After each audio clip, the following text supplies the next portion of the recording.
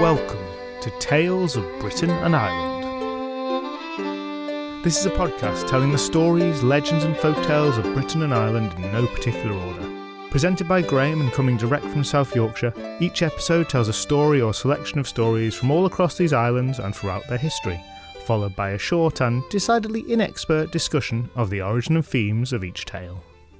And a warm welcome back to you. I'm Graham, and today I'm telling 3 stories from Manchester. Well, kind of. Let's say from Manchester and its environs. Before we begin, I'd just like to give my thanks to Mitch Keeley and Josh Newman. Together they form a traditional English folk duo, and they very kindly contacted me a couple of months ago with a few tunes for the podcast, which kind of blew me away really. Their music is used a few times in this episode, including over the end credits, and I'll be sure to include more of them in the future. I'm really delighted to be able to bring their music to you, and very thankful that they got in touch. And now, on to the stories. And this trio of tales are tied together by a terrible thread that you might have guessed from the title of this episode. That thread is the grim spectre of death, and more particularly by corpses.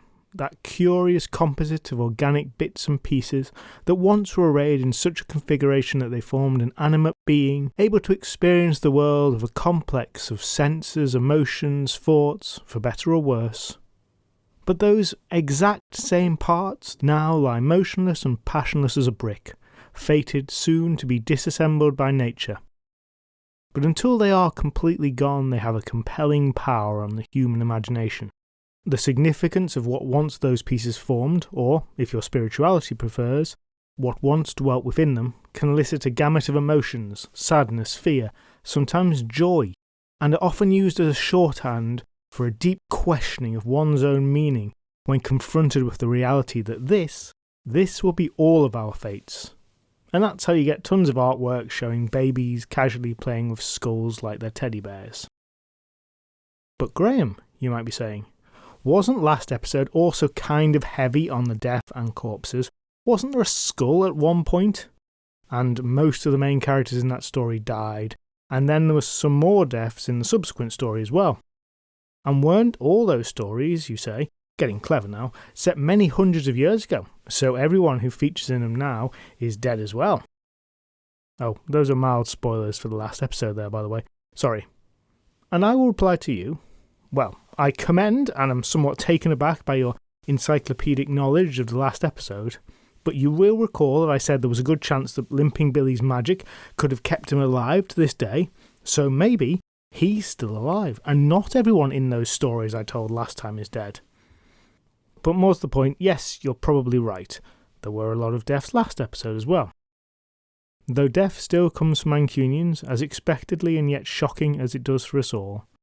But it just so happens that the great cake into which all stories are baked has been cut in such a way that the pieces distributed to the city are rather more stuffed with corpses than your average slice.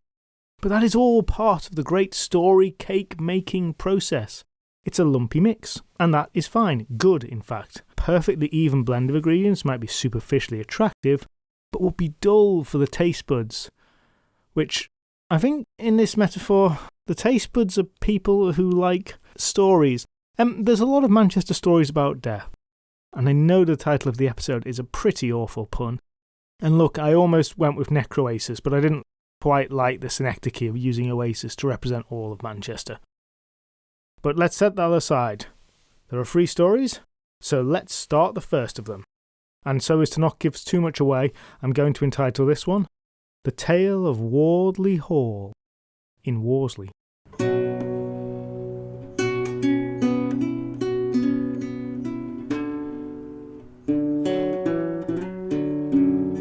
A package had arrived for Maria. The year might have been 1638, but Maria's basic experience would be very familiar to many of us today. It seems like we live now in the golden age of home delivery, but the basic experience is a rather old one indeed, and before shops became widespread, many of the richest families in the north, who lacked immediate access to goods of the quality that would allow them to compete with the southern Joneses, had little option but to send orders to the more refined boutiques and craftsmen of London. In due course, orders would be received, prepared, packed, and shipped up to the eager consumers. The whole process was, of course, rather lengthy by our standards, but apart from that, it was basically the same. And on the plus side, the packaging was often far more ornate than the cardboard box from Amazon. Now, Maria Downes was a member of a rich northern noble family, the Downeses, obviously, who owned Wardley Hall in Worsley. Repeat, Wardley Hall in Worsley. It was some 8 or so miles distant from the present-day centre of Manchester. That global metropolis in potentia was then, well, in potentia. And today Maria had received goods from Jem Hazeldine, the local carrier, who maybe transported his goods on a Hermes-branded packhorse, but who, in contrast to his modern-day equivalent, had carefully handed the package to Maria. You know, rather than sneaking up to the door without knocking, delivering a "sorry we missed you" note, and then drop-kicking the parcel somewhere in the general vicinity of the house before fleeing with ungodly speed. It was a different time. This package had come all the way from London, Jem told her. "Arrived on the wagon last night. You expecting it?" Maria examined the wooden box. It was plain as these things went. Not a large item. She could hold it comfortably between her two hands. Fairly light.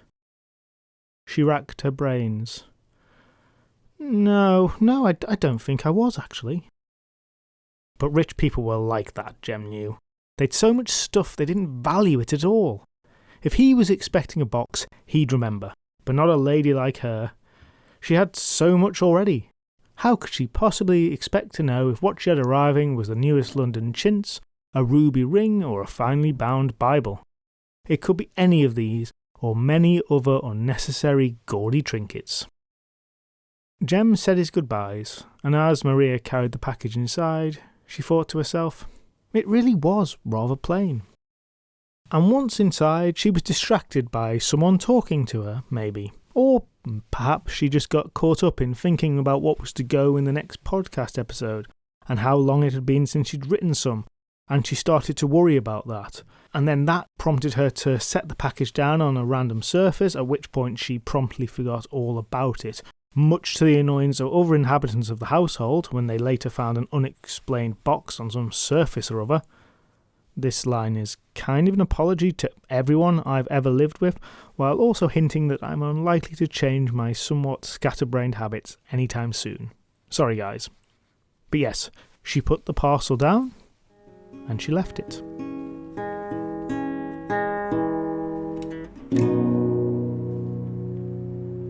But now we take a sudden, screeching detour in the narrative. Or possibly it's more like a time-travelling pogo stick-sized leap in the narrative. For we move forward 100 years, and the chronological lens refocuses on a view of Thomas Barrett. I want to be able to announce Barrett as the second 19th century folklore collector to appear as an actual story character, but I can't. Because even 100 years forward, we're now only in the 18th century. And technically Barrett was an antiquarian rather than a folklore collector. An antiquarian is a kind of coverall term for someone who was interested in and wrote the histories of local areas. But it also incorporates what are now other distinct disciplines: architectural history, archaeology, and yes, folklore amongst them. Oh, and antiquarians also like to kind of collect physical stuff. They like to touch it. Their collections form the basis of many modern museums. Antiquarianism was a recognised field in and of itself in the 18th and 19th centuries, and Thomas Barrett was the greatest Manchester-based antiquarian of the age. He also made and sold saddles, and he had a prosthetic leg made of cork. Quite a dude, actually, though none of that's really relevant here. For at the moment we see him, he's in full antiquarian mode, and has just paid a visit to Wardley Hall, with a trio of his companions. It's a striking edifice, the hall. Whitewashed bricks, black timber frame, a grand entranceway, all encircled by a moat that predates the house, coming from as early as the late 1200s. You can see why this is precisely the sort of place that would attract the raptured attention of antiquarians. just as big old houses attract many fascinated tourists to this very day. And him and his friends had just had a visit, to look around. But being British and interested in history and reasonably well off and living at the time, well, there are certain behaviours deeply ingrained on the souls of such people, so they form habits that are nigh impossible to shake. And so Barrett and his companions had not simply visited, looked around, left, leaving everything as it was. No. Such a thing was basically inconceivable to these fellows. They carried something with them. It had been a bright, fine day when they had arrived, but as they started the short ride back to the city, the sky blackened and large, heavy raindrops began to fall. They had not gone far before the first ominous roll of heavy thunder could be heard.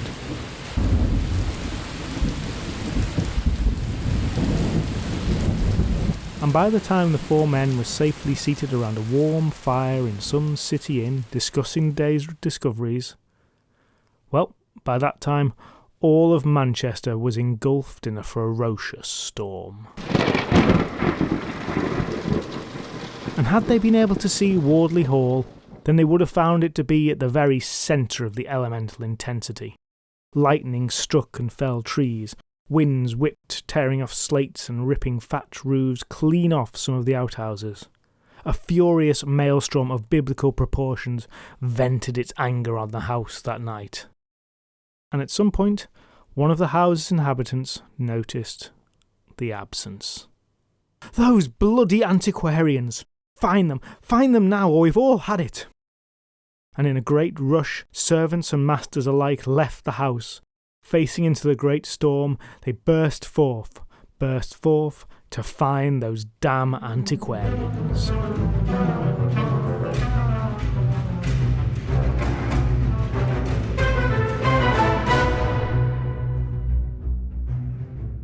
And just to keep you on your toes, we're going to a third scene now. We're back in the year 1638, as before. But not to Manchester and Wardley Hall and Maria, but to the very centre of London. We're on London Bridge, where Roger Downes was out celebrating with a whole gang of his friends. Rich and privileged, boorish, violent, drunken, and above all loud. You know the type. And if you really don't, just go to a regatta. Roger was feeling particularly untouchable this night, as his group leered at passers-by, shouted insults, and generally behaved appallingly. He'd always known wealth and power in his life, but recently he'd seen with his own eyes the true extent of what that meant. And it was perhaps even more than he'd expected. You see, a few months previous, he'd been drinking long throughout the day. And he wasn't a good-natured happy drunk. No, he was a vile and angry drunk, and a murderous rage had taken a hold of him.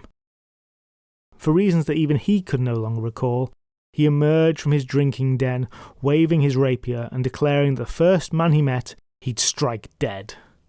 And staggering along the streets of London that night, he made good on his senseless boast, when he ran a poor tailor through with his blade.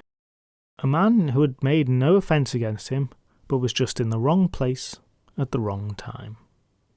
Now, there was law in those days, and the inebriated psychopath was swiftly arrested for his terrible crime and locked up. And for a small while, when he sobered up, he might have known fear for his life, as he considered his impending execution in a country still very keen on the death penalty. But if he had had such an experience, it was short-lived indeed, for he had land and title, and his connections at the court of the king were what mostly ensured him a swift pardon.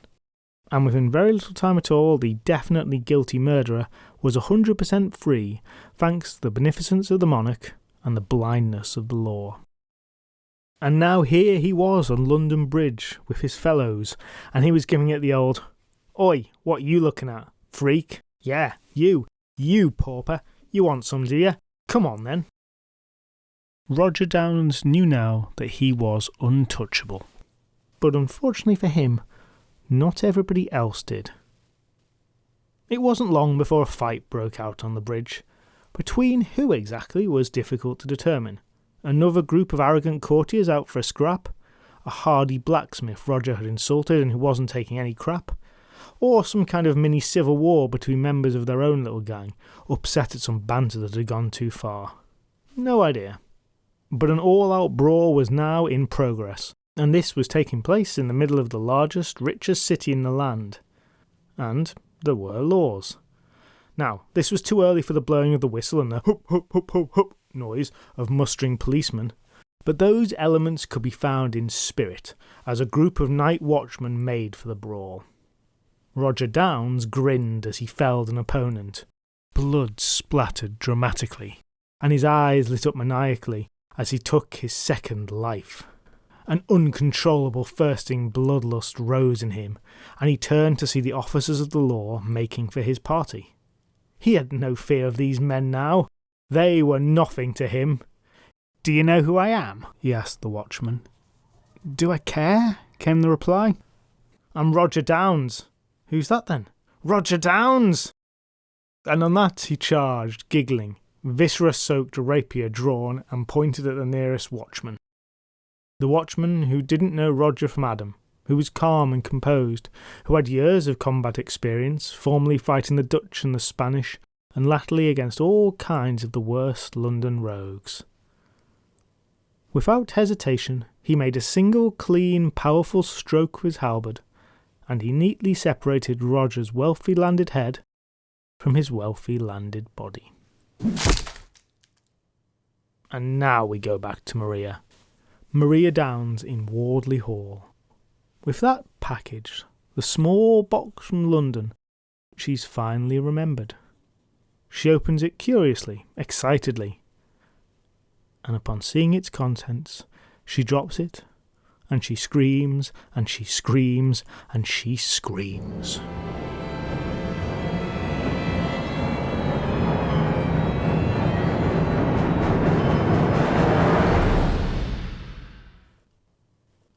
And now, scene change. We're 100 years later again, and the antiquarians have been tracked down to their pub. The storm rages all around, showing no signs of abating. The men from Wardley Hall burst in, drenched. There they are, lads. They make for the antiquarian's table. Through the open doorway, flashes of lightning illuminate the night, the driving rain, and the vast puddles that are forming in the streets. "Where is it? What did you do with it?" demands the man from Wardley Hall as the thunder crashes all around. And a rapid-fire time jump, we're back in 1638. Roger Downes' face grins up at his sister from the floor of her house. It was hardly recognisable as him, a great mess of flesh and hair and coagulated blood. But if she'd had any doubt, the gleeful handwritten note with it made perfectly clear who this was, who this had been. Justice had been done in spite of the corruption at the heart of the legal system. After recovering from her shock, Maria eventually summoned the tremendous composure required to bury the hated object. No service, just a shallow, unmarked grave on the grounds, to give it some kind of resting place and to get it away from her.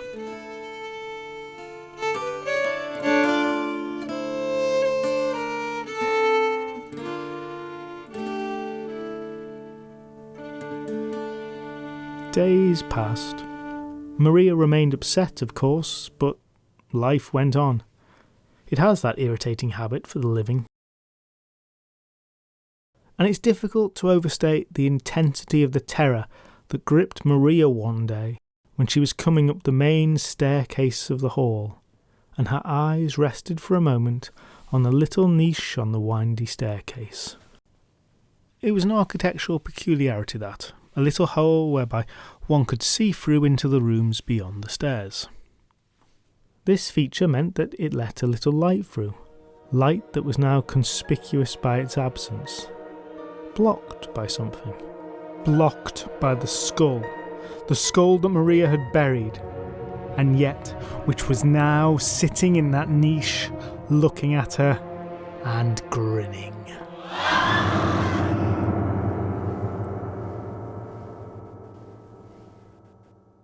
At first, Maria thought it some sick prank by someone who had observed her, but it very swiftly became apparent that something far more supernatural was occurring. If the skull was moved from the very visible resting place it had chosen itself, some tragedy would befall the house. Sometimes it would make its own way back, and other times it would just make its displeasure clear enough for its seeming control over the elements that it would be returned voluntarily. Finding all of this out, the nature of the curse, day after day, taking the skull away, putting it back, this started to affect Maria's nerves, and the nerves indeed by now of everybody in the house. The house was constantly being buffeted by the most terrible storms, and you could have rewritten the lyrics so the cat came back to explain the situation. The skull came back the very next day. The skull came back. We thought it was a goner, but the skull came back. It just couldn't stay away. There seemed no solution to the curse, and finally the skull was smashed into pieces. And then later on it was burnt in the fireplace, and then smashed again. And as you might have picked up there, the multiple destructions are a key indicator that none of it stuck. Whatever was done to the skull, it was back in its place soon afterwards, looking only more white and devoid of flesh every time. And those who had unwisely attempted its destruction were afflicted with horrible physical torments thereafter. Very soon, no one would go near the thing. Okay, so if it wants to be there, let's let it. They tried to brick it up in its niche. The bricks were on the stairs the next morning. The mason's hands were racked with a white-hot pain. So after a while, the only thing to do was to leave the evil thing in plain sight where it was determined to be. And it was from there that 100 years later, a light-fingered antiquarian had taken it on a visit to the house. After Thomas Barrett's companions had fessed up to taking the old white bleached skull, and after it had been returned to its proper place and the fearsome storm that threatened to destroy Manchester had finally subsided, Barrett would write sniffily in his papers about the event. This storm might have happened had the skull never been removed, but it serves to keep alive the credibility of the tradition and the credulity of its believers. Meow, Thomas. Maria Downes had been so shaken by the murderous character of her brother, his death, and the subsequent supernatural terror of his skull, that she would be weak and ill for the rest of her life and never marry or have children. So the family line died with her, and Wardley Hall passed into others' hands, complete with its skull. Contained within the deeds to the hall was a condition that the skull never be moved in an attempt to protect future owners. Such owners, of course, ignored the condition, to their considerable detriment, before they too became fully cognizant of the terrible power of the skull. And eventually, of course, there came the interventions of superior antiquarians, who wrongly assumed they knew better. Today, Wardley Hall is the official residence of the Roman Catholic Bishop of Salford. The skull of Roger Downes is still in its niche, and all is at peace. At least until some arrogant and sceptical fellow thinks he knows better than to listen to such superstitious rubbish. And then, who knows what will happen.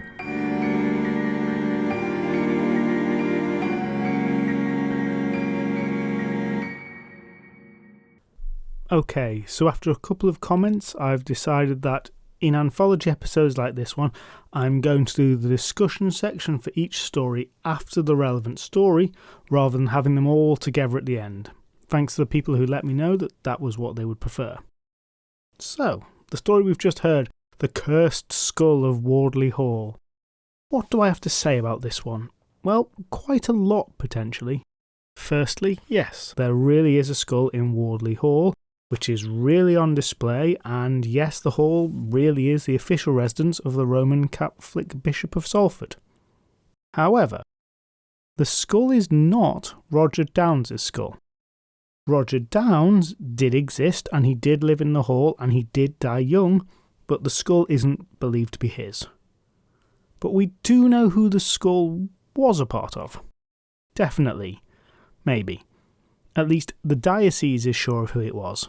A Catholic martyr by the name of Father Ambrose Barlow. The ferocity and violence of the Protestant-Catholic divide is a key part of English history, as much as it feels so distant, academic and downright bizarre to me today. This Manchester-born Father Ambrose Barlow was a Catholic priest at a time when Catholicism was outlawed, and he preached to those at Wardley Hall, which he was given access to because the Downses were his cousins. And because people are generally awful, he was eventually arrested and executed by the very violent method of hanging, drawing and quartering, all in the name of a loving God, of course. His head was then impaled on a pike, and it may even have been displayed at Manchester Parish Church as a trophy or as a warning, according to at least one account I read. But in a murky series of events, the skull was supposedly rescued by one of the Downses and brought to the hall, where it became a relic for Catholic worship. The first record I found referred to of the skull dates to 1745, when it was rediscovered, at the point where the chapel was being demolished. This was about 100 or so years after Ambrose died, so we can't entirely be sure it's his. The skull has actually been taken out and examined on a couple of occasions to try and work that out, and results are inconclusive. But it seems likely that it could be, and it has been generally accepted as such and is displayed on the staircase very much as a Catholic relic. At one point in 1930, the skull was actually stolen and then later returned after attracting some media attention, which obviously should have brought about the ruin of the hall, but, well, maybe it just brought it about on the thieves, and that was why it was returned. Yep, that seems sensible. Father Ambrose, by the way, is now a saint. This didn't happen until 1929, just before the theft. I don't know whether there was a relation there. So the skull is the head of a saint now. So where does the other story come from, the one about Roger Downes? I've seen at least one interpretation that the Roger Downes' version was made up to kind of cover up the Catholic nature of the skull, which is possible. Sounds a little too neat, but I don't think we really know. It is certainly the truth that by the time that Barrett visited the hall, and Barrett was certainly a real person, the story about Roger Downes was known, and I think that's about all we can really say. Thomas Barrett, by the way, I've done a little bit of a disservice to in the story, where I've made his sceptical attitude seem a little silly. I mean, I'm kind of on his side, probably. Especially when you consider that he didn't actually steal the skull, as I said, but one of his fellows did move it around out of its niche, and that caused the storm. But the storm only occurred a couple of nights later. And yes, that does make Barrett's dismissal of the moving of the skull as the cause of the storm seem a damn sight more reasonable. Now, in researching this, I actually ended up going down a bit of a Barrett rabbit hole, though I can't really justify bringing much of it in here. It's not really related to the story particularly.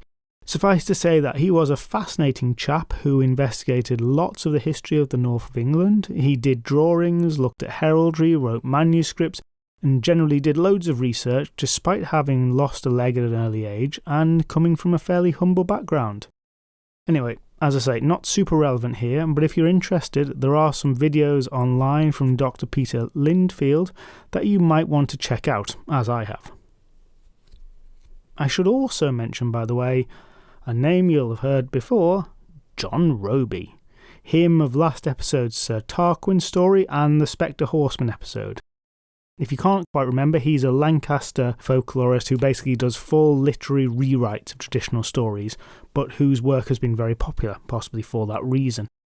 He also did one of this story, introducing lots of the elements that I've now taken and put into the story today.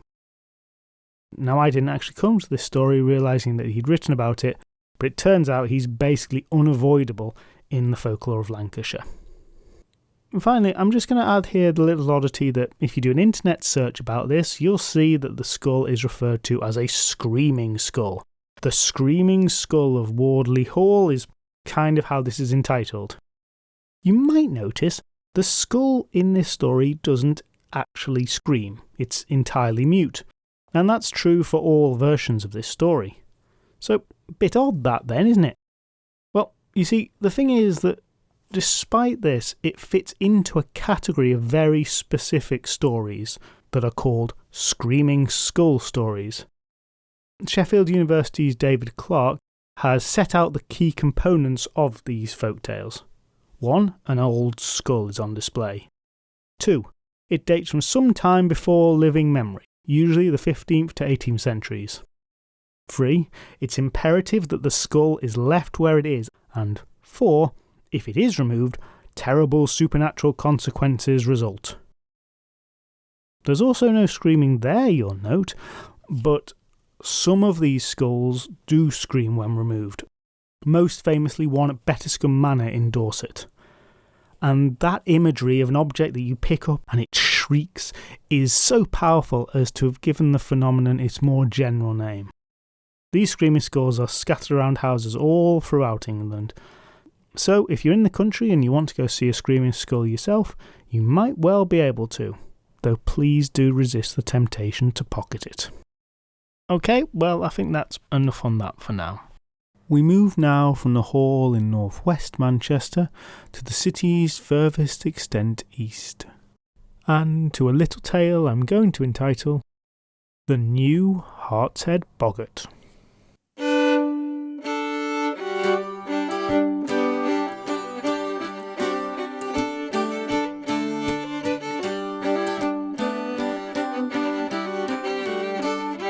Hartshead is a place that even today is fairly remote from the city centre. And back in the early 19th century, when our story is set, well then it, and indeed the entire area of Lees and Ashton-under-Lyne, between which the hamlet of Hartshead sits, was mostly isolated farmsteads and fields and meadows rising up eastwards until eventually becoming the vast, lonely, flat plain of Saddleworth Moor. There were narrow lanes and occasional clusters of houses with a pub of sorts. But that was all, and in the spaces around the farms and the villages, there the supernatural lurked. And I mean kind of everywhere, not just the odd ghost or something someone's nan saw 50 years ago. No, Hartshead at the time was almost at a high fantasy level of supernatural. There was so much of the stuff that it actually kind of wrapped around the other side, so that the sheer weight of it just made it seem, well, natural, if that's not too much of a contradiction in terms. It was just a part of the everyday world. Though picture that world more like The Witcher than Lord of the Rings. Less great elven and orcish armies clashing, and more, if you hear that some kids went playing in the woods earlier in the day, then you know that someone soon will be finding clawed hoof prints, then concerning blood trails, and then finally misshapen bits of what were once innocent village children liberally scattered across several acres. It was worst of all after dark. Then the creatures would come closer, get bolder. And most unfortunate of all were the souls who found themselves alone on the moors at night. In the general Hartshead locale resided Peg with the iron teeth, jack-o'-lanterns. There was a hobgoblin that appeared as a calf with a cap on its head and a bonnet around its neck. The spirits of restless murdered children wandered the lonely lanes. Then there was the great hulking Padfoot, a giant canine creature that stalked its victims on the moor by night. The people had buried the body of a suicide victim at the confluence of 3 lanes with a stake through his heart, as this was the proper way to make sure he didn't cause any trouble. But sweet Fanny Adams that had done, for he was known to get out of his grave and roam around at night, just adding to the beasties. There were Grindylow lurking at the bottom of pools, their long arms and sharp teeth awaiting unwary swimmers. There were men without heads, there were clap cans, and I tease you not, there were nut nans. What's a nut nan, Graham? Glad you asked. No, not a head-butting grandma. No, a nut nan was a kind of spirit that guards hazelnuts from the grasping hands of thieving children. It would attack the children with a burning hot poker. I mean, yes, it could just be a very angry and aggressive normal nan, but no, this was a very specific paranormal creature somehow. The poker was a ghost or something.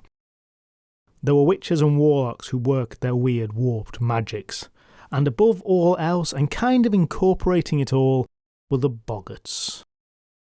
Now we talked a little bit about boggarts last episode, But now boggarts really come thick and fast, a storm of boggarts. For boggart here is really a kind of catch-all term for all manner of these kind of unnatural beings.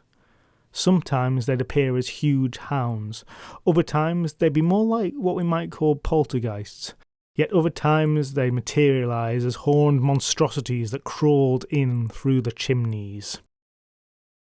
I haven't even named all the creatures in this place, but I think you get the idea now. It was infested with them. Given this, it's really quite impressive that anybody managed to get anything done at all. I have a breakdown when someone rings my phone unexpectedly. So fair play to the people who managed to somehow go on eking out all the usual bits of life. You know, the basics. Water, food, Wi-Fi, living long enough to reproduce and bring up children, who would then also live in this awful world. They did all this despite the teeming nightmarish horde of horrors that swarmed constantly around their flickering embers of civilization. Hardy Northerners, the lot of them. But you see, the thing is that humanity has only so much capacity for terror. And after a while, indeed after a lifetime spent in such a situation, well, people eventually become habituated, desensitised to it all. It's a kind of base psychological coping technique hardwired into our species. It's not pleasant to get there. It doesn't lessen the terrible trauma of living in a world of hostile night terrors. But it happens nonetheless. Familiarity breeds contempt, as they say. And so it was for the people of Hartshead. The shrieking woman, sobbing and moaning in the midnight air as she did, was as well known to them as any crying child. Annoying when you're trying to sleep, certainly, but no object of abject terror. The people had horseshoes nailed to the doors to stop the witches' curses, as casually as one might display a sign that says, "No hawkers, no circulars." And they'd take a detour when the great white-clad boggart was in the yew tree again, and even nod a workmanlike hello at it from a safe distance. The people had found a way. And, for those not stolen away in the night at least, life went on. And so you might imagine that when whispered news of some new ghoul reached the people, there would be a shrugging of shoulders and a general nonplussness before those people would turn to the proverbial sports pages of the local gossip mill. But if you did imagine that, then you'd be wrong. For new ghosts were novel and unknown, and brought with them dangers that could not necessarily be guarded away by knowing which route to take home or carrying some lucky white heather or whatever it might be. So when a whisper went around Hartshead that such a new phenomenon had been sighted, fear and panic spread like runny jam across all the residents.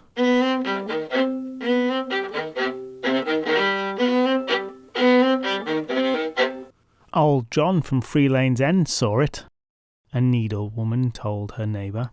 Last night, it came down the lane after midnight. Well, I say it, but there were more than one of them, he said. 4 of them, all clad in these long black ghostly robes so you couldn't see nought of their hideous form. And that's not the worst of it, oh no.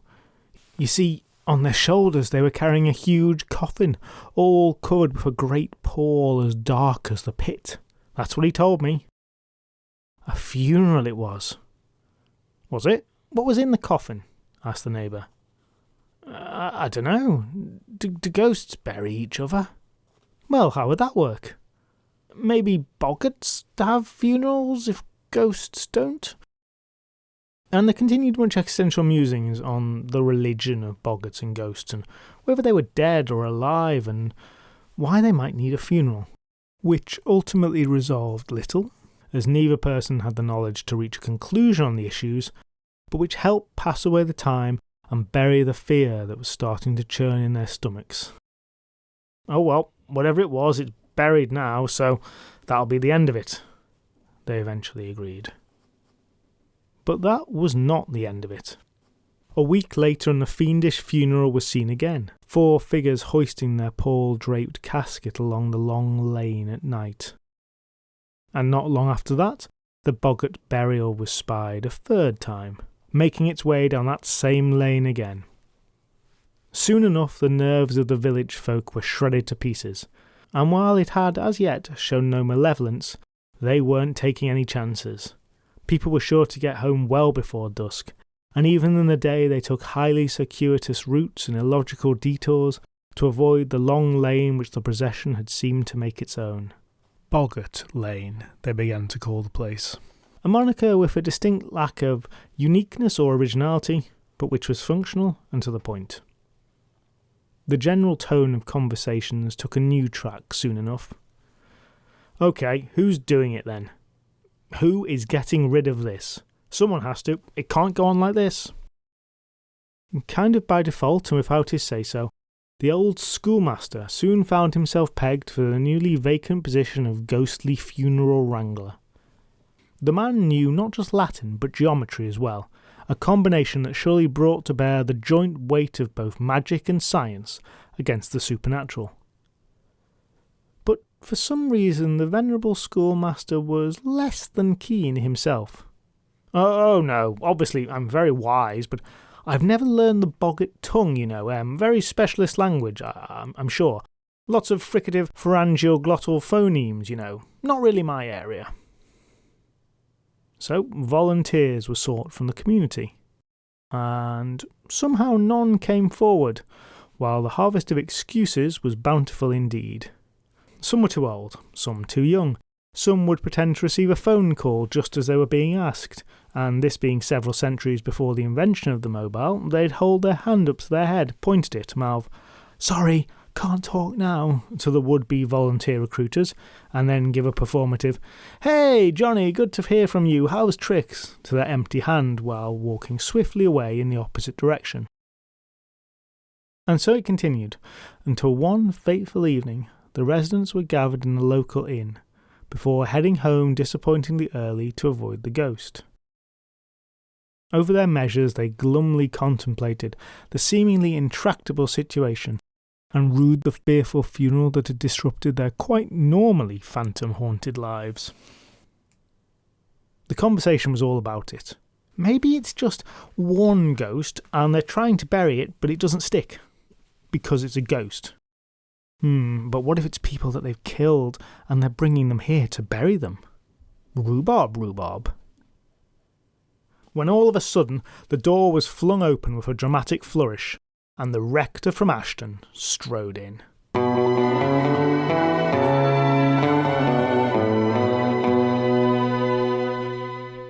"Right, my parishioners," said he. "What's this I hear about some kind of ghostly funeral?" Rector, it's true. Saw it with my own 2 eyes," said Margaret. "And so did old Jones.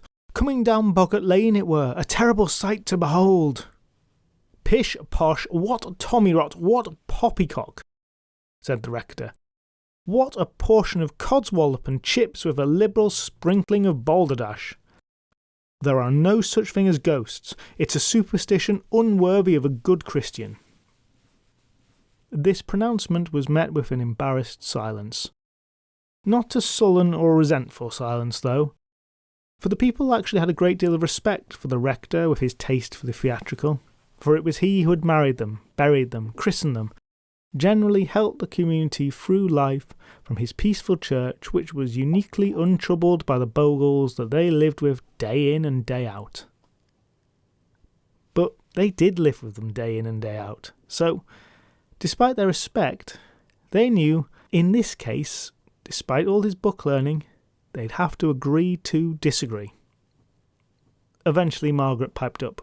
"Look, all I can say, Rector, is that I saw it. A funeral it was. And if you want, I'll swear to it on the Bible. It's as real as you and I." "I believe you, Margaret," said the rector, his voice softening. "But I'm here to look after my parishioners, and I won't see you cower like this. So I pledge to you, my flock, that I will spend every night from now on working to get to the bottom of this mystery. And I promise you, one way or the other, I will free you from this." And he turned with a twirl of his cassock and marched out as suddenly as he had arrived.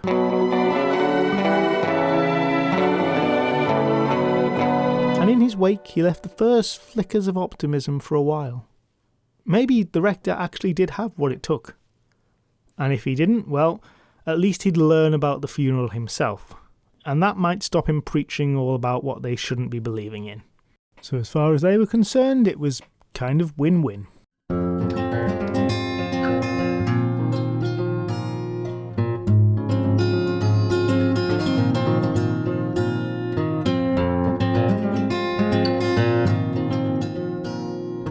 And the rector was good to his word. You couldn't really fault this guy, even if he was a total Scully, living in a world replete with evidence of the supernatural, and for some reason unwilling to see it. Sorry, but I want to go off on a tangent here. Scully, the evidence-based, scientific one. Look, in our world, where, there aren't aliens and ghosts and demons and werewolves presenting themselves unambiguously to you every week, in our world it makes sense, if you're going by science and evidence, to say that they don't exist. I get that. But in the world of the X-Files, where they so clearly do exist, as shown by the mountains of evidence, you're not being rational by saying, oh no, this thing I can clearly see right in front of me doesn't exist.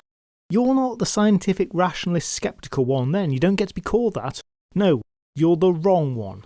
Scully is the equivalent of an anti-vaxxer, willing to look aliens in the face and call them swamp gas. Any skeptic in this world who saw an actual man unambiguously mutated from a fluke worm would be like, yes, this thing exists. And the scientists would be all over it, desperate to get investigating it and get their hands on those sweet, sweet nobles, rather than saying, oh no, it was probably a hallucination. Look, I think you get the point. Sorry to everyone there, but especially those of you who haven't watched The X-Files. If you haven't, well, I would like to be able to recommend it, but I've got no idea how badly it's aged, and it might have done so very badly indeed. But anyway, let's get back to the story. The rector was, like Scully, a boggart denier. But he did care a lot about the people in his parish, and he took his responsibility for their well-being very seriously. And so that very night he took himself off to Boggart Lane, and with him he brought some twine and a heavy walking stick. For he had a plan of sorts. He stretched the wire right across the path at about knee height, tying the ends into the hedges on either side. You see, he reckoned that if this really was a phantom procession, then it would simply pass through this obstacle. And if it did that, well, he'd have to completely reevaluate his worldview, and maybe start reading up on how to do exorcisms. But if they did not, well, he had a walking stick, and that would probably be enough to keep him safe. And the rector found himself a nice, comfy place just behind the hedge, and he settled down to wait.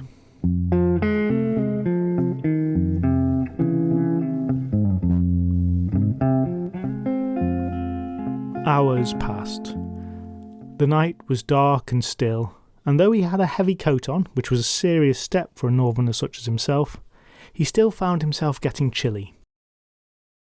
He could be at home in the rectory now, in his comfy chair, with his books and his warming fire, and he was just beginning to consider that he should call it off for the night, doubts about Margaret's testimony growing ever stronger in his mind, when he heard the sounds of footsteps from down the lane.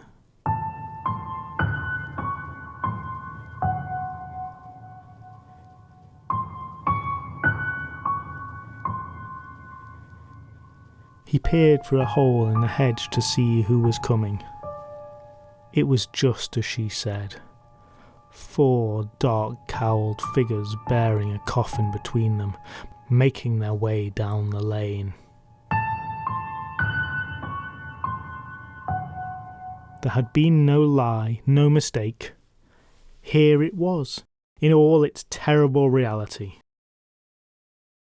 The rector's heart caught in his throat, his head swam.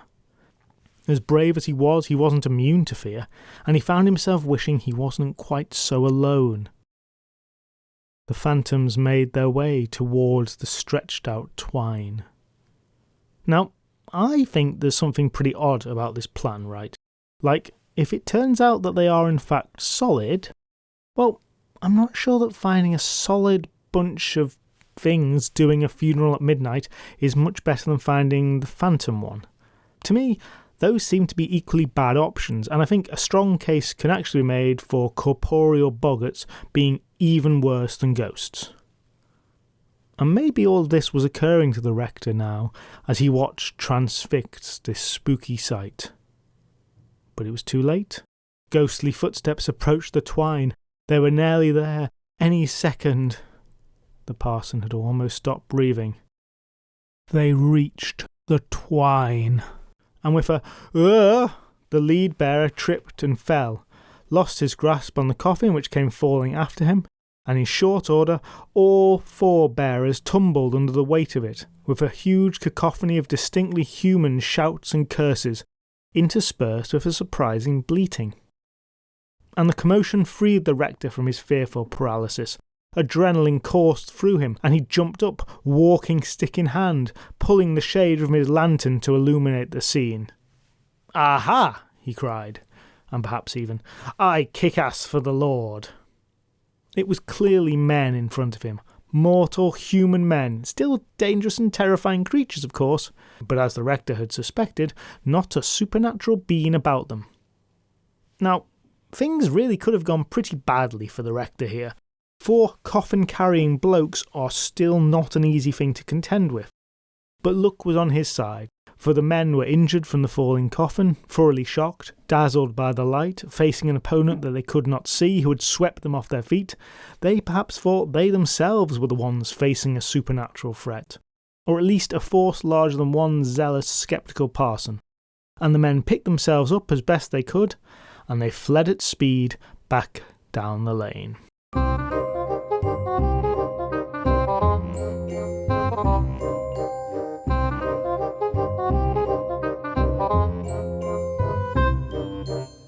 Soon enough the sounds of the fraudulent phantoms faded, and the rector was left alone with the coffin, which, now the pall was pulled from it, he could see was less a traditional coffin shape and more just a big box. A big box containing a couple of sheep. All of this had been a front for sheep stealing. Mystery solved. The rector felt very proud of a job well done. And I, for one, am very disappointed that not one of the sheep stealers disguising themselves as a phantom hung around long enough to deliver the line, "And I would have got away with it if it wasn't for you meddling rectors." And that's basically the end of the story. The rector's completely incorrect views as to the existence of the supernatural weren't challenged. The residents of Hartshead were grateful, and perhaps they learned a valuable lesson about man being the real monster or something. But they got to keep more of their sheep and get on with their lives, contending with just the usual bunch of boggarts. By the way, I'm kind of impressed by people who, living in a world replete with real supernatural threats, would venture outside after dark disguised as a supernatural threat themselves. And in the longer term, great changes came to the area. The factories, the railways, eventually the motor car. And as those changes came, so the boggarts, the padfeet, the ghosts retreated further and further away from the places of humanity, into the shrinking wilds, where eventually they faded away entirely. Not too far away from Hartshead, up on the moors to the east of Manchester, there's a rocky outcrop, by reputation an altar used by the Druids in days long gone. And it was there, on that mystical spot, when sometime in the 19th century, at dusk on a beautiful summer evening, Rora Pina was sighted one final time. Rora Pina was the very last fairy to be seen in the parish of Saddleworth. The old world was gone, and for the residents of Hartshead, like everywhere else, modernity arrived with all its fresh evils mixed in with its benefits, and boggarts bothered the people no more. And had the rector been alive to see it, he would have found that now he was correct. No longer was there anything out there, and just perhaps the world was a duller place for it.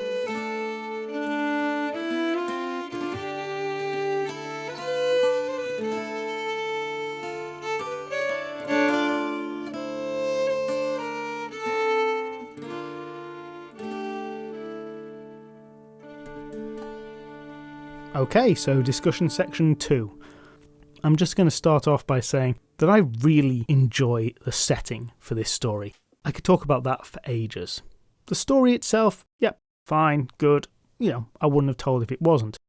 But I've got a real soft spot for out-of-the-way little rural places on the edge of nowhere where the supernatural lurks, and the people there kind of put up with it.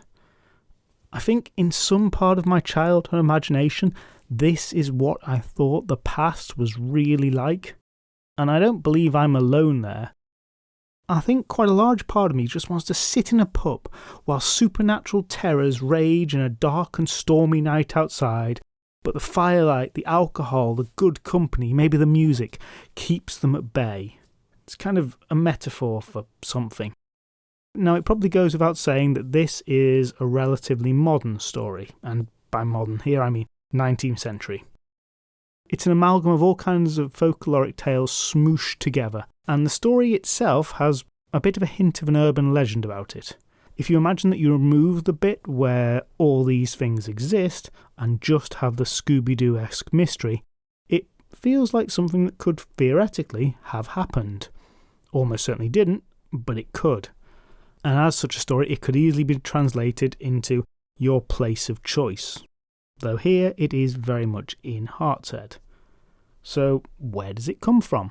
Well, the story as I've just told it comes from a 1870 book by William E.A. Axon called The Black Knight of Ashton. In that story it has a framing narrative, as do many of the stories in that book, where it's told by a local who heard it from his grandfather. It's written down in some approximation of the local dialect as well, so not the easiest to read. Now, William E.A. Axon was a journalist at the Manchester Guardian, a noted vegetarian activist, an antiquary, a folklore collector, and another all-round interesting guy. However, it's clear that in creating this story, he himself mashed together tales that had been told by one of his friends, John Higson. It may well be a tribute to Higson. And it's John Higson who is therefore really the source of most of this story. He was another 19th century folklore collector who grew up in Gorton, a Manchester suburb, and coming from a relatively poor background, went on to become a bit of a local historian and folklorist. He collected the tales of all the many beasties and things that go bump in the night that crop up in the story. His tales are all set very locally in named Manchester suburbs, giving the areas that feel of a rich supernatural inhabitation. Though when you actually read his writings, he does definitely have a tendency of ascribing belief in such things to the simple minds of the lower orders that have not been trained. Reading his work is fascinating for folk legends, but you definitely know that he'd be on the parson's side in this story. I definitely recommend reading his work, and I should say that I owe quite a lot here to the work of Dr. Simon Young, who has collected Higson's work together in a publication that was last year actually, so very recently indeed.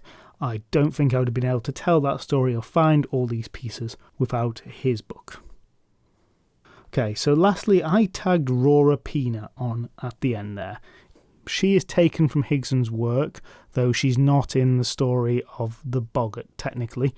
But I really wanted to include her because I love the tantalising idea that there was one last fairy who left. The site where she's meant to have been seen is a real rock formation called the Pots and Pans. They have their own little legends associated with them, but we won't go into them now. And they're a nice place for a walk. There's some caves nearby known as the Fairy Holes, appropriately, and these days there's also a prominent war memorial on the site. The bit of the story that I suppose I didn't mention was that Rora Pina apparently tried to allure the person who last saw her into those fairy holes. No giggling at the back. But that's a one-liner, and otherwise all we get is this seeing her and disappearing. And to me, there's just something magical about this whole idea. I'm trying to express this. It's like that intense, reflective, half sad, half somehow nostalgic, generally thoughtful feeling you get when you finish a really good book. That's the feeling it summons in me. The last of the Saddleworth fairies. I like the fact that we've got this named fairy who is, by the way, as far as I can tell, completely unique. and who stands on the border between the old world and the new, as if things were so binary and simple. I feel like I could use the words numinous and liminal here, like I was trying to win some kind of academic folklore buzzword bingo, but honestly, that's kind of how I feel about it. Anyway, I could witter on about this for ages, but that's probably enough for now. So I've got one last Manchester thing to leave you with before we leave the city behind. I say thing because this really isn't a story. In fact, for the first time ever outside of a discussion section, I'm going to tell you now of something that genuinely happened. Now, I wouldn't normally do this, but if you start looking into Manchester folklore and legends, well, this tale comes up pretty much at the top of the list, so I really felt that I should cover it. But yes, this is a bit more factual than my usual storytelling style, though I've kind of tagged a more storyish bit at the start. Do you care about any of this? Possibly, but probably not. And while this story has a very obvious title, to save on spoilers just a little, I'm going to entitle it The Unusual Afterlife of Hannah Beswick.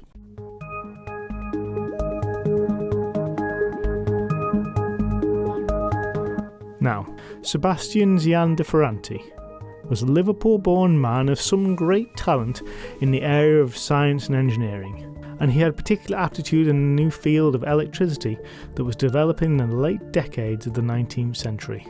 An inventor and an engineer from an early age, he went into business with the rather appropriately named Charles Sparks, which I only mention because, nominative determinism there. But Ferranti and Sparks' partnership fizzled out, and Ferranti went on to set up his own company in his own name. Factories soon followed, and while Ferranti was long dead by the 1950s, his name lived on in his company, building radar, sonar, early computers, from its several factories within Greater Manchester. It's a very modern story of industrialisation, that gift of Manchester to the world. Our story kind of starts in Oldham, which is even further distant from central Manchester than Hartshead, but is, for our purposes, Manchester enough. And it starts at the brand new Ferranti factory in Hollinshead. New at the time of our story, which is the 50s. Now, the building is still actually there today as a newspaper office, though the Ferranti Corporation collapsed in scandal in the 90s. Now, into that factory goes the narrative camera. There are people there, hard at work, building massive electrical transformers. And I mean big here, like bigger than a person size.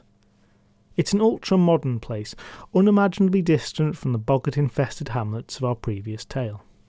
Imagine, if you can, workers in the factory in the 1950s. I'm going to level with you here. I'd struggle to explain accurately what a modern transformer factory looks like on a day-to-day basis, never mind one from the 50s. So your imagination on this is going to have to do some unsupported heavy lifting. Evening is starting. Perhaps one shift is leaving and another is arriving. I don't know, seems plausible, doesn't it? And a cry comes from one man. "Hey, you miss, you ain't supposed to be here." If it's one thing I do know about the 1950s, it's that women weren't meant to be in factories, regardless of if they actually were or not. Heads turned to the man and the woman he addressed. The woman who gave no reply or even any indication that she had heard. She looked a mighty odd sort for a place like that, dressed in a long black gown that swept along the factory floor as she walked. A few of the men who had turned started to feel distinctly uneasy as the shout at her came again, and again she refused to respond.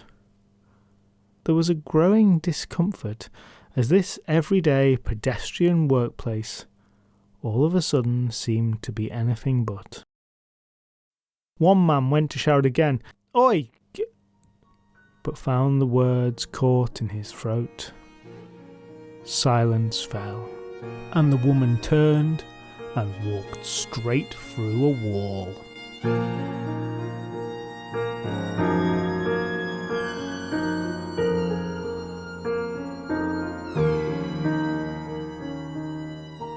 The Ferranti factory had been built on the site of an estate known as Birchen Bower. It had a farm and a reasonably large house, and somewhat unusually in the early 1740s, it was owned by a woman, one Hannah Beswick, who had also come into several other properties owned by her family on the early death of her brother. This was a turbulent time in English history. One minor aspect of Manchester's history we've not yet touched upon is the support from the city for the Stuart Restoration. And yes, I know this is pretty dry stuff. I'm not going to go into all the detail. The only thing you really need to know is that in 1745 an army was marching south from Scotland led by Bonnie Prince Charlie, and that some from Manchester joined with it. War was here, and war meant death, destruction and forced wealth redistribution. In an effort to avoid this latter, Hannah Beswick buried or otherwise concealed much of her fortune somewhere in the vicinity of Birchen Bower. And when the danger passed, as it did, she left it all. Her jewels, her money, all left where she'd hidden them. And she told no one where that was. And a decade or so later, Hannah Beswick died. By the time she did, she was ill. Too ill to be able to let her unfortunate relatives, or indeed anyone else, know where she buried her fortune in those crazy days of the 45 rebellion. Well, that was the story. Though, as you'll hear, she did manage to convey a lot of other information as she was dying, apparently. So, I'm suspicious. But anyway, she died a perfectly natural death. And it looked then inevitable that she would take her secret to the grave with her. But fortune had other plans about that. Now, oddly enough, the whole buried treasure thing, that ends here. It's a misfiring Chekhov's gun, if you will. It could still be there, buried under the factory. But no, Fortune had other plans for the bit about taking anything at all to the grave. Because both Fortune and Dr. Charles White, the Beswick family physician, and I think it's fair to say all-round odd chap, had some very peculiar designs upon Hannah's corpse. Yes, it was Hannah's ghost that haunted the Ferranti factory where her house once stood. But perhaps unusually here, we are interested not so much in her ghost, nor so much in her life, but in the unusual events that happened in between. Now, there are a couple of stories of what happened next, and normally in the podcast I would just pick one and run with it, and maybe drop in a mention at the end. But here, the difference is that what I'm telling you is factual, more or less. It happened, putting opinions on ghosts to one side for the moment. So, we have a number of versions of events. The most compelling one, and one that's been repeated throughout the ages, is that Hannah had a fear of being buried alive, or taphophobia, as it might be pronounced, or taphophobia, as it almost certainly isn't. In her case, this was a very well-founded fear, for it was said that some years previous her brother had actually been placed in a coffin before waking up, getting rescued, and then going on to live a decent life. Pretty horrific. But the method supposedly chosen by Hannah to avoid such a fate was unorthodox, to say the least. She apparently requested that family doctor, Charles White, would make sure she was not buried, and he would check on her periodically for signs of life. She might well have done this, though it's not in the will we have a copy of. One account of her will says she left Dr. White the estate of Birchen Bower and a huge fortune if he'd make sure she wasn't buried, and this definitely isn't the case. So we have to be somewhat suspicious here. But it is the case that Hannah Beswick wasn't buried. She took nothing with her to the grave, because she didn't go. Perhaps Charles White had interpreted her request in a certain hyperbolic way to fit his own peculiar and macabre designs. He already owned a skeleton of a highwayman, one Thomas Higgins, in his own personal creepy collection, because it was the 18th century and apparently respectful gentlemen could do stuff like that back then. Editor's note. Since I wrote that line, I've discovered on TikTok that people in America have large private collections of corpses, so I think I was a bit hasty in assigning blame here to the 18th century. Sorry, 18th century, the whole human corpse collection thing is timeless. Back to the story. Now, perhaps Thomas Higgins' skeleton wanted to go to a party, bear with me. And luckily, that skeleton was soon to have somebody to go with it. Because it was going to have a body, Hannah Beswick's body. Not for the skeleton, the body would just be in the same... Okay, this hasn't worked. Anyway, you see where I'm going with this. Hannah Beswick was joining the collection. Charles White got his hands on her corpse, and he had no intentions of burying her. To do that, well, out came the entrails of the corpse, along with all the other various organs whose purpose was long since served. Out came the blood, and into the veins turpentine was pumped in its place. Into the spaces where organs had been was shoved camphor, nitra and resin. Then Dr. Charles sewed her all back up with her brand new innards and wound bandages tightly around the body, leaving just her face exposed. Dr. White, not a Cluedo character, almost had her as he wanted her. But just a mummy, for that's what Hannah now was, just a mummy was not odd enough for his outre tastes. Oh no, no.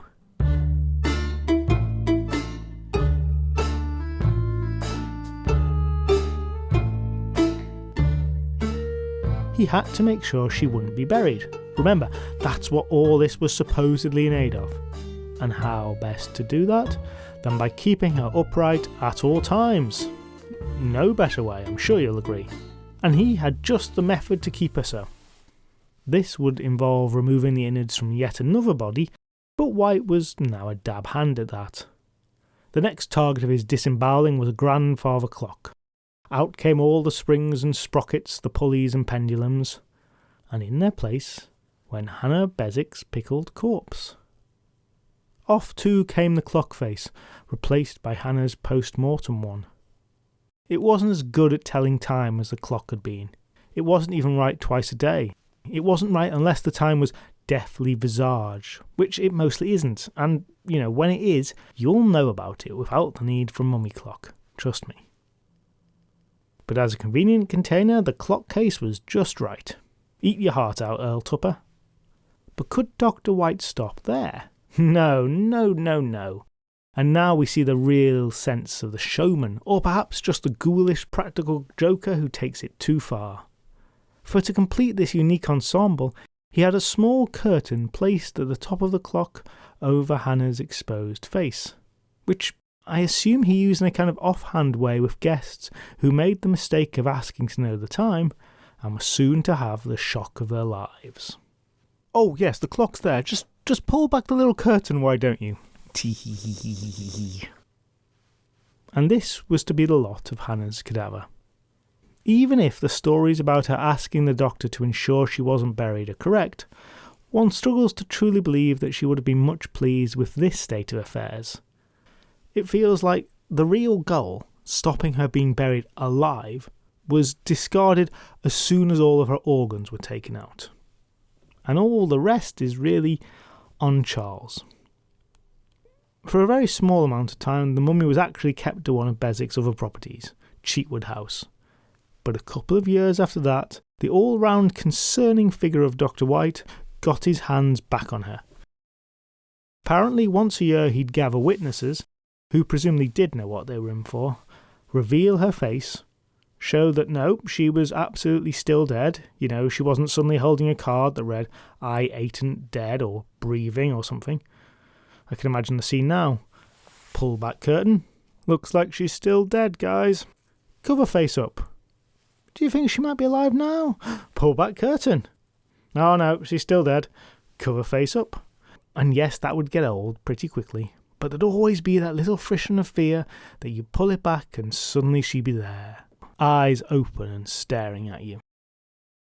All this checking on her was apparently also in accordance with her dying wishes, which are fricking weird dying wishes, and I'm not judging Hannah when I say that, rather I'm questioning the words of Charles White. Now, that sequence of events, all of what I've just described, is kind of up for interpretation. But what does seem pretty well established is that yes, Charles White did have Hannah Beswick's mummy in a clock case, and he also took her with him when he moved and retired, going to the country, presumably along with his highwaymen to keep each other company and to terrify removal people. There's also a story that appears that, once again, in keeping with Hannah's wishes, because those wishes were so important, and Dr. White was just doing as instructed. Anyway, that story says that, according to her wishes, her body must reside at Birchen Bowers for 7 days every 21 years. Yeah, just whatever. Okay, she said that.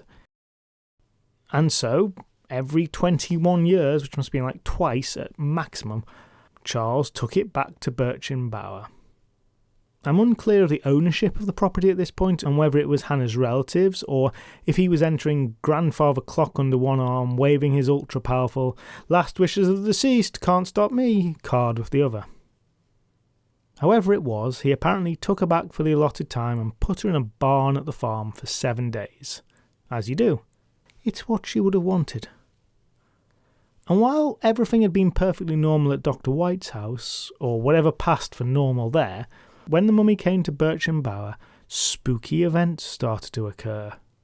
And if you're thinking about the ghost, well, yes, that would make sense, but get this, for maximum chills and thrills of terror, a cow somehow managed to get into the hayloft. Presumably, the working theory was that the mummy yeeted it up there. Real spooky stuff, this. And that's the end of that interlude. So things continued like this, but eventually the death which obsessed him came also for the good Dr. White, and some poor soul was bequeathed his collection. And yes, being left an actual recently mummified human body in a clock sounds exciting to some, I get that, but not everyone shares that opinion, and certainly it comes with some moral quandaries to say the least. The lucky soul in question was another doctor, and faced with the prospect of this inheritance and all the tricky issues it raised, this Dr. Ollier decided it was best to just donate the whole thing to a museum, an institution whose moral purity could of course never be in doubt. And so Hannah was on the move again, though now stripped from her clock surround. She was placed in a brand new clear glass coffin, which actually sounds pretty bling. And then she was put on display as a museum piece, along with much more ancient mummies from Peru and Egypt, who had of course also been acquired in very morally dubious circumstances.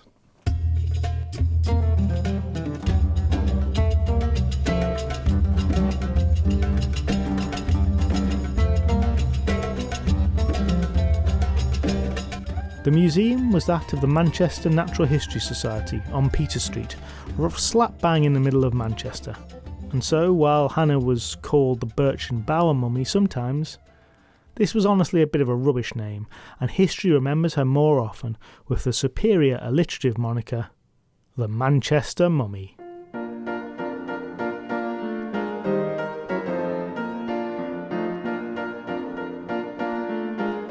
And she was apparently a bit of a hit.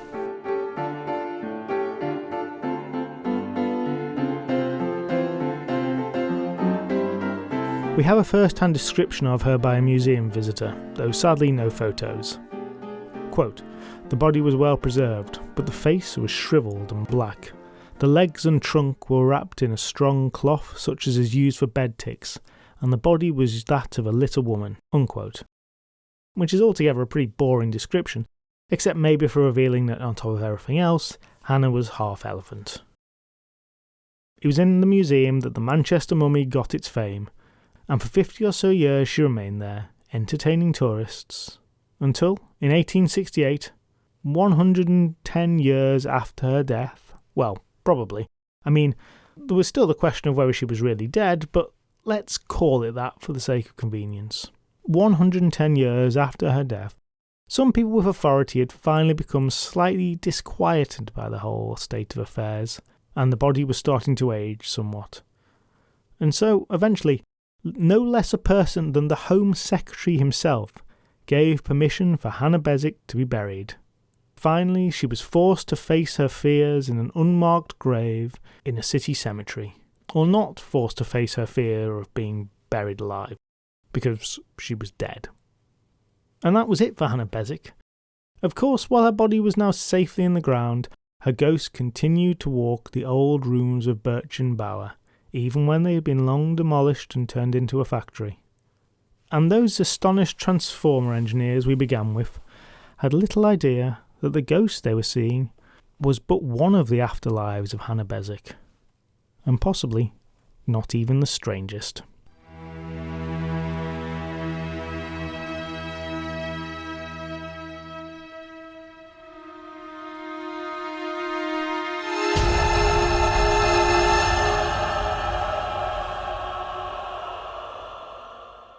There's no discussion section about this one. In many ways, the story itself was the discussion section on it. But I will say that John Higson, he who provided the inspiration for the second story, he also has a very brief tale about a cow that ends up in the rafters due to some supernatural disturbance. So maybe this was actually a pretty common ghostly occurrence, and not just caused by modern mummies. But otherwise, that's it, the end of the Manchester Tales.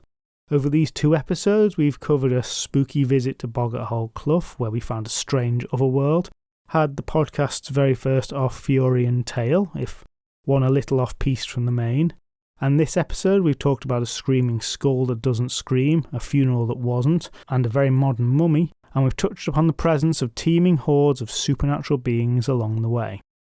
Before I go, I'd really like to give a thanks to my patrons who have stuck with me through this less than ideal release schedule, and to give a massive shout out to everyone who has supported me on Patreon since the last episode was released, which is quite a few people actually, as it was quite a while ago.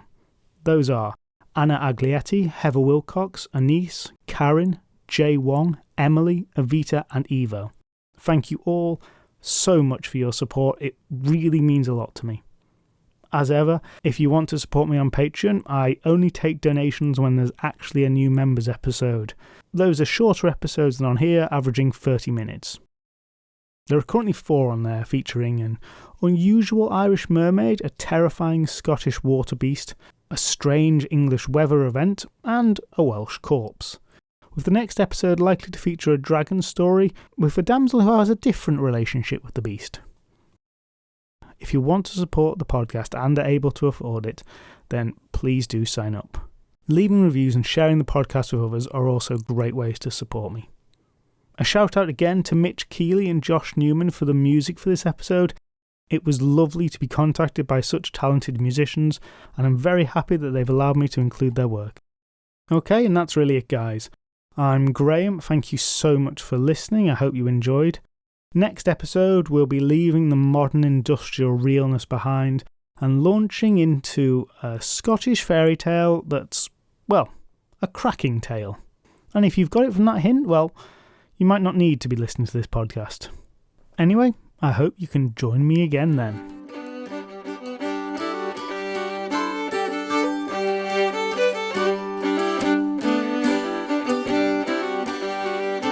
You can follow Tales of Britain and Ireland podcast on Twitter, Facebook and Instagram.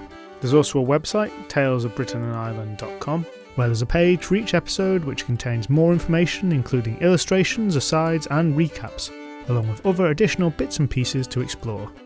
The intro music was written and performed by Alice Nichols, and the outro music by Mitch Keeley and Josh Newman.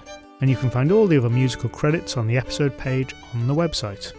If you enjoyed this podcast, then please do share it with others or give it a review, as those really are the best ways to help us out.